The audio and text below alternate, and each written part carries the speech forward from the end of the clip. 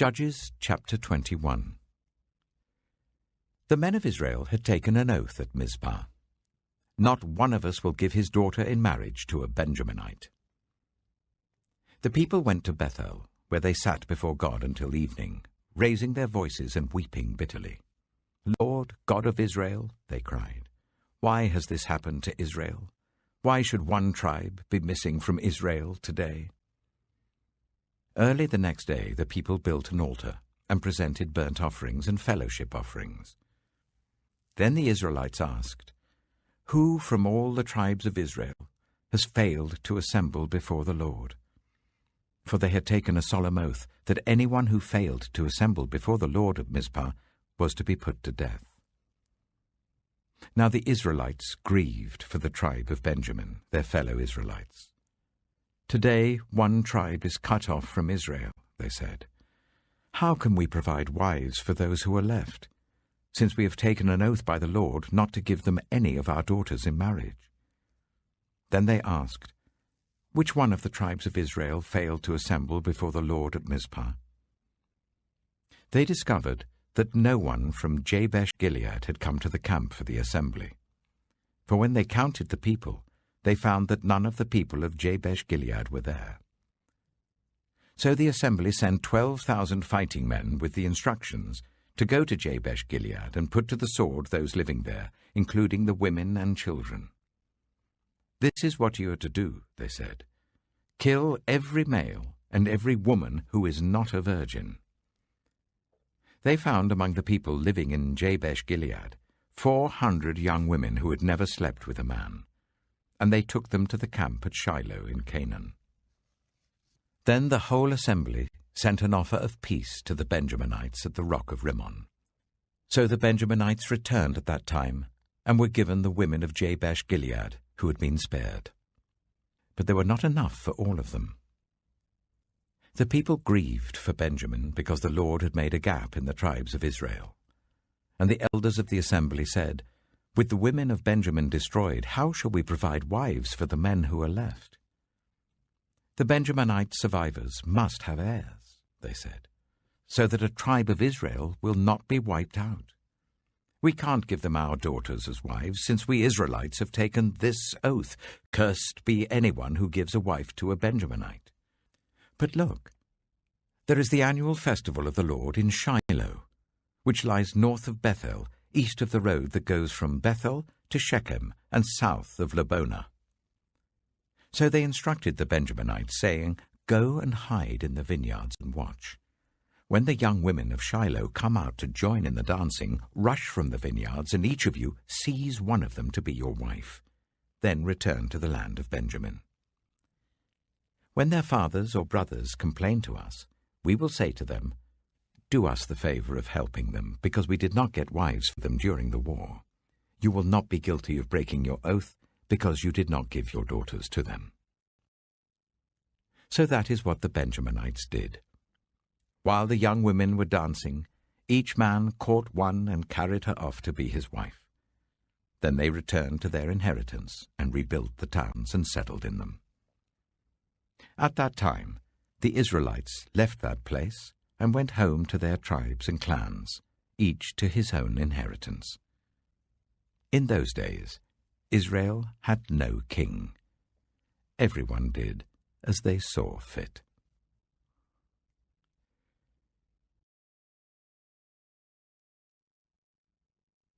The Book of Ruth. Ruth, chapter 1. In the days when the judges ruled, there was a famine in the land. So a man from Bethlehem in Judah, together with his wife and 2 sons, went to live for a while in the country of Moab. The man's name was Elimelech. His wife's name was Naomi, and the names of his 2 sons were Mahlon and Chilion. They were Ephrathites from Bethlehem, Judah, and they went to Moab and lived there.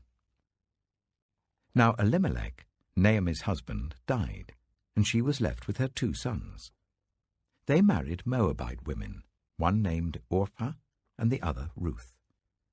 After they lived there about 10 years, both Mahlon and Chilion also died, and Naomi was left without her 2 sons and her husband. When Naomi heard in Moab that the Lord had come to the aid of his people by providing food for them, she and her daughters-in-law prepared to return home from there. With her 2 daughters-in-law, she left the place where she had been living and set out on the road that would take them back to the land of Judah. Then Naomi said to her 2 daughters-in-law, "Go back, each of you, to your mother's home. May the Lord show you kindness, as you have shown kindness to your dead husbands and to me. May the Lord grant that each of you will find rest in the home of another husband." Then she kissed them goodbye, and they wept aloud, and said to her, "We will go back with you to your people." But Naomi said, "Return home, my daughters. Why would you come with me? Am I going to have any more sons who could become your husbands? Return home, my daughters. I am too old to have another husband. Even if I thought there was still hope for me, even if I had a husband tonight and then gave birth to sons, would you wait until they grew up? Would you remain unmarried for them? No, my daughters. It is more bitter for me than for you, because the Lord's hand has turned against me." At this they wept aloud again. Then Orpah kissed her mother-in-law goodbye, but Ruth clung to her.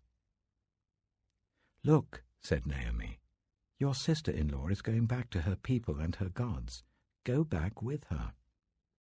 But Ruth replied, "Don't urge me to leave you or to turn back from you. Where you go, I will go, and where you stay, I will stay.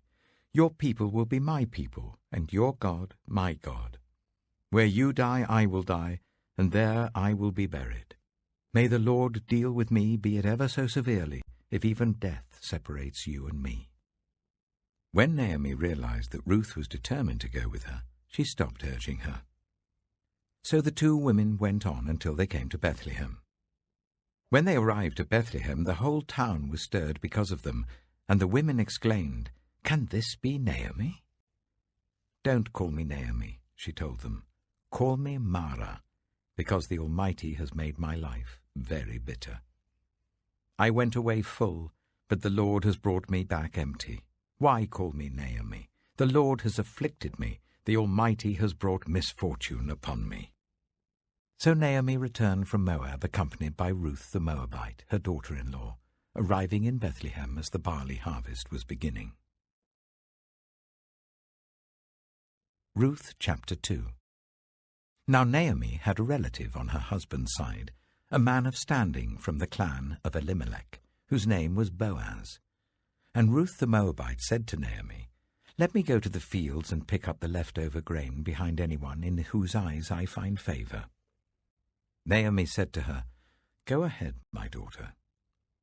So she went out, entered a field, and began to glean behind the harvesters. As it turned out, she was working in a field belonging to Boaz, who was from the clan of Elimelech. Just then Boaz arrived from Bethlehem and greeted the harvesters. "The Lord be with you." "The Lord bless you," they answered. Boaz asked the overseer of his harvesters, "Who does that young woman belong to?" The overseer replied, "She is the Moabite who came back from Moab with Naomi. She said, 'Please let me glean and gather among the sheaves behind the harvesters.' She came into the field and has remained here from morning till now, except for a short rest in the shelter." So Boaz said to Ruth, "My daughter, listen to me. Don't go and glean in another field, and don't go away from here. Stay here with the women who work for me. Watch the field where the men are harvesting, and follow along after the women. I have told the men not to lay a hand on you, and whenever you are thirsty, go and get a drink from the water jars the men have filled." At this, she bowed down with her face to the ground. She asked him, "Why have I found such favor in your eyes, that you notice me, a foreigner?" Boaz replied, "I've been told all about what you have done for your mother-in-law since the death of your husband. How you left your father and mother and your homeland and came to live with a people you did not know before. May the Lord repay you for what you have done. May you be richly rewarded by the Lord, the God of Israel, under whose wings you have come to take refuge. May I continue to find favor in your eyes, my Lord, she said. You have put me at ease by speaking kindly to your servant, though I do not have the standing of one of your servants. At mealtime, Boaz said to her, Come over here, have some bread and dip it in the wine vinegar. When she sat down with the harvesters, he offered her some roasted grain. She ate all she wanted and had some left over. As she got up to glean, Boaz gave orders to his men, Let her gather among the sheaves and don't reprimand her. Even pull out some stalks for her from the bundles and leave them for her to pick up, and don't rebuke her. So Ruth gleaned in the field until evening. Then she threshed the barley she had gathered, and it amounted to about an ephah. She carried it back to town, and her mother-in-law saw how much she had gathered. Ruth also brought out and gave her what she had left over after she had eaten enough. Her mother-in-law asked her, Where did you glean today? Where did you work? Blessed be the man who took notice of you. Then Ruth told her mother-in-law about the one at whose place she had been working. The name of the man I worked with today is Boaz, she said. The Lord bless him, Naomi said to her daughter-in-law. He has not stopped showing his kindness to the living and the dead. She added, That man is our close relative. He is one of our guardian redeemers. Then Ruth the Moabite said, He even said to me, Stay with my workers until they finish harvesting all my grain. Naomi said to Ruth, her daughter-in-law, It will be good for you, my daughter, to go with the women who work for him, because in someone else's field you might be harmed. So Ruth stayed close to the women of Boaz to glean until the barley and wheat harvests were finished, and she lived with her mother-in-law. Psalm 92. It is good to praise the Lord and make music to your name, O Most High, proclaiming your love in the morning and your faithfulness at night, to the music of the 10-stringed lyre and the melody of the harp. For you make me glad by your deeds, Lord.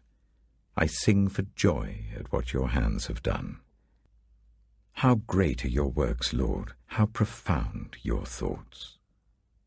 Senseless people do not know, fools do not understand, that though the wicked spring up like grass, and all evil-doers flourish, they will be destroyed forever. But you, Lord, are forever exalted. For surely your enemies, Lord, surely your enemies will perish. All evildoers will be scattered. You have exalted my horn like that of a wild ox. Fine oils have been poured on me. My eyes have seen the defeat of my adversaries. My ears have heard the rout of my wicked foes. The righteous will flourish like a palm tree. They will grow like a cedar of Lebanon. Planted in the house of the Lord, they will flourish in the courts of our God.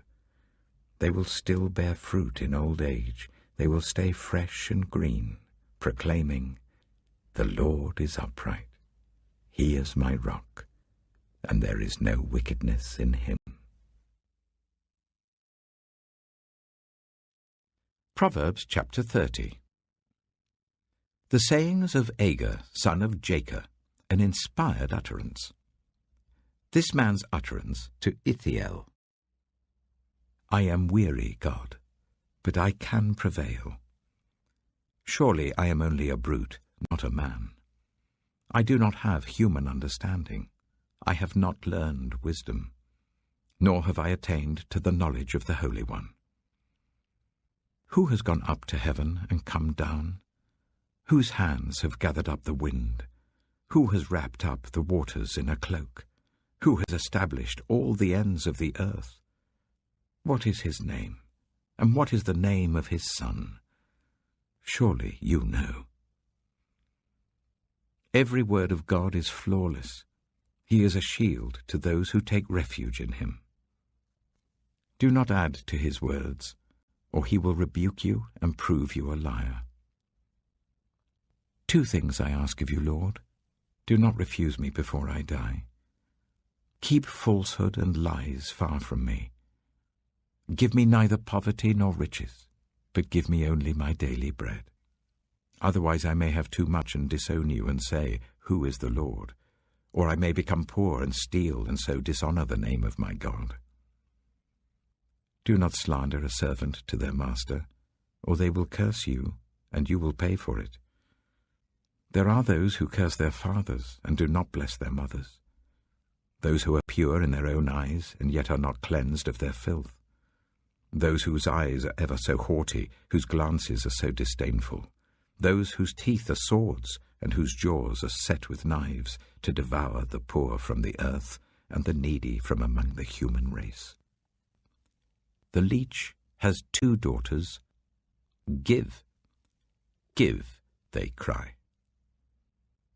There are 3 things that are never satisfied, 4 that never say enough.